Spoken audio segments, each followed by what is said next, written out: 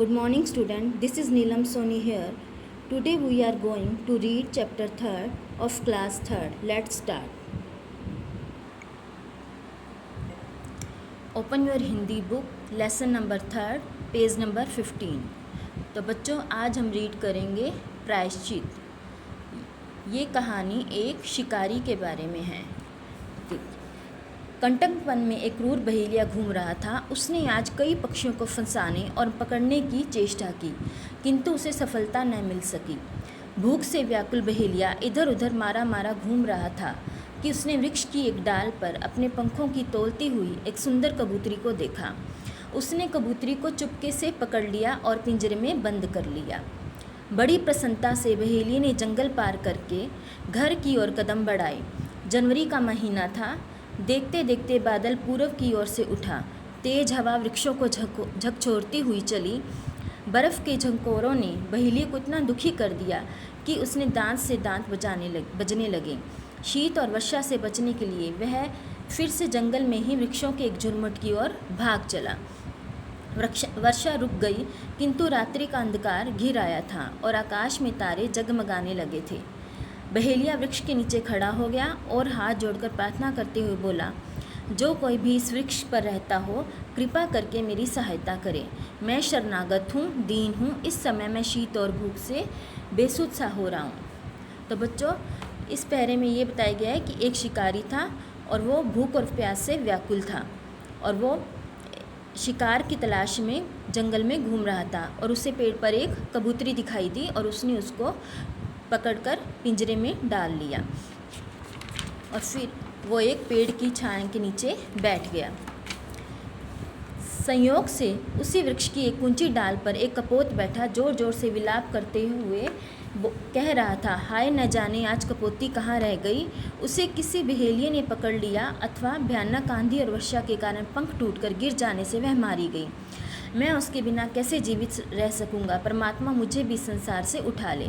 पिंजरे में कैद कबूतरी ने तुरंत कबूतर की आवाज़ पहचान ली। उसने अपनी भी पंख फड़फड़ाते कहा, हे प्रिय, मैं यहाँ इस पिंजरे में कैद हूँ।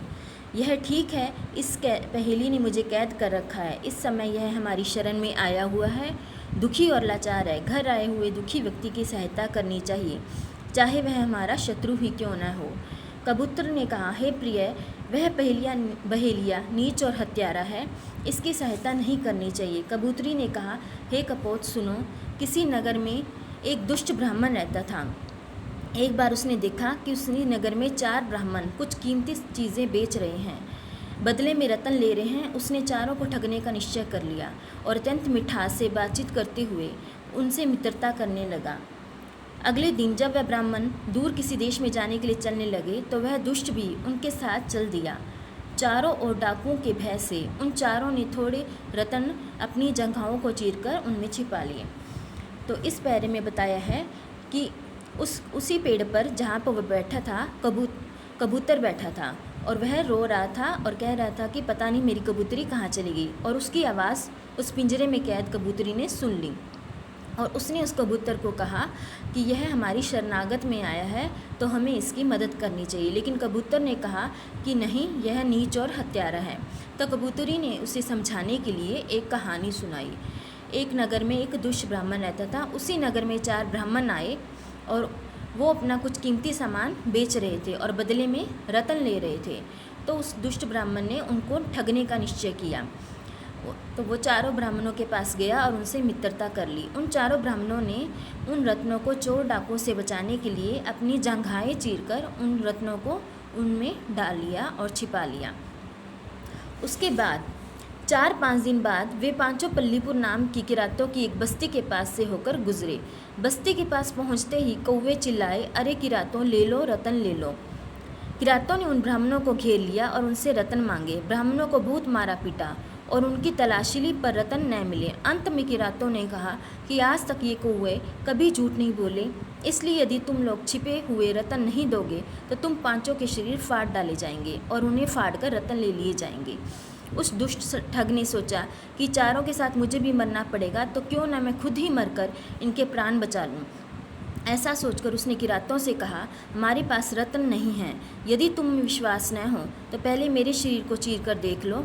मैं उनसे सबसे बड़ा हूँ, इसलिए मैं ही सबसे पहले मरना चाहता हूँ। यदि तुम्हें मुझे मारकर विश्वास हो जाए कि इन ब्राह्मणों के पास रत्न नहीं है तो इन्हें छोड़ देना।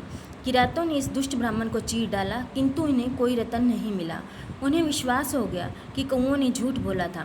उन्होंने चारों ब्राह्मणों को छोड़ दिया और अपने ठगी के धंधे को छोड़कर वे अच्छा जीवन बिताने लगे। कबूतरी ने कहा, हे स्वामी, उस ठग और दुष्ट ब्राह्मण ने त्याग के साथ बुद्धिमानी भी की थी।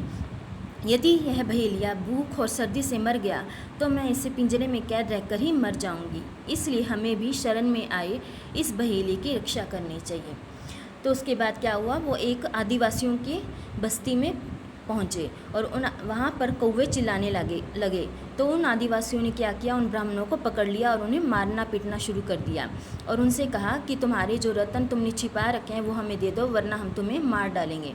तो उस दुष्ट ब्राह्मण ने सोचा कि इनके साथ मैं भी मारा जाऊँगा, इससे अच्छा है कि मैं इन सबको भी बचा लूँ। तो उसने उन आदिवासियों को कहा कि तुम पहले मुझे मार कर देख लो और मेरे शरीर चीर के देख लो। अगर तुम्हें रत्न मिले तो फिर तुम इन ब्राह्मणों को भी मार डालना, अगर नहीं मिले तो इन्हें छोड़ देना। तो आदिवासियों ने कहा ठीक है। उन्होंने वैसा ही किया, लेकिन उनके शरीर में कोई रत्न नहीं मिले। तो उसने उन चारों ब्राह्मणों को छोड़ दिया। तो कबूतरी ने कहा कि इसी प्रकार यदि तुमने इस शिकारी की मदद नहीं की तो यह मर जाएगा, तो इसके साथ साथ मैं भी इस पिंजरे में कैद रहकर मर जाऊंगी। तो इसलिए हमें इसकी रक्षा करनी चाहिए। कबूतर उड़ा और कुछ ही देर में कहीं से जलती हुई लकड़ी उठा लाया। सूखे पत्तों में आग लगाकर वह पास ही बैठ गया। उधर बहेलिए ने जलती हुई आग में अपने को अच्छी तरह से तपकर ठंड दूर कर ली। बहेलिए ने आश्चर्य से देखा कि कबूतर उस जलती हुई आग में कूद पड़ा। उस जले हुए कबूतर के त्याग को देखकर बहेलिए की आंखें खुल गई। उसने सोचा कि उसकी भूख मिटाने के लिए एक पक्षी अपना बलिदान दे सकता है तो वह तो मनुष्य है। उसने फौरन कबूतरी को छोड़ दिया। पति के मर जाने से व्याकुल कबूतरी भी उसी आग में कूद पड़ी। यह देखकर बहेलिया व्याकुल हो उठा। उसने प्रतिज्ञा की कि वह भी इस क्रूर कर्म को छोड़ देगा और जीवधारियों पर दया करता हुआ ईमानदारी का जीवन बिताएगा। तो कबूतर ने उसकी बात मान ली और वह कहीं से जलती हुई आग ले आया, जलती हुई लकड़ी उठा लाया और उसने वहाँ पर सूखे पत्तों में आग लगा दी और वहीं पे पास बैठ गया। तो उस जलती हुई आग से बहेलिए ने क्या किया, अपनी ठंड को दूर किया। इस प्रकार और उसके बाद वो कबूतर भी उसी आग में कूद पड़ा। तो उससे बहेलिए को बड़ा पश्चाताप हुआ। उसकी आंखें खुल गई। उसने सोचा जब एक पक्षी अपनी मनुष्य की मदद कर सकता है तो मैं तो मनुष्य हूँ। तो उसने क्या किया, कबूतरी को छोड़ दिया और कबूतरी अपने पति के मर जाने से वह भी व्याकुल होकर आग में कूद गई। तो यह देखकर बहेलिया बहुत ही व्याकुल हो गया और उसने सोचा कि आज के बाद मैं इस बुरे कर्म को छोड़ दूंगा और कभी किसी निर्दोष जीव की हत्या नहीं करूंगा और ईमानदारी से जीवन बिताऊंगा। तो बच्चों, हमें यही शिक्षा मिलती है कि हमें भी अपनी शरणागत में आए हुए लोगों की मदद करनी चाहिए। तो बच्चों, ये लेसन यहीं पे कंप्लीट होता है। Thank you.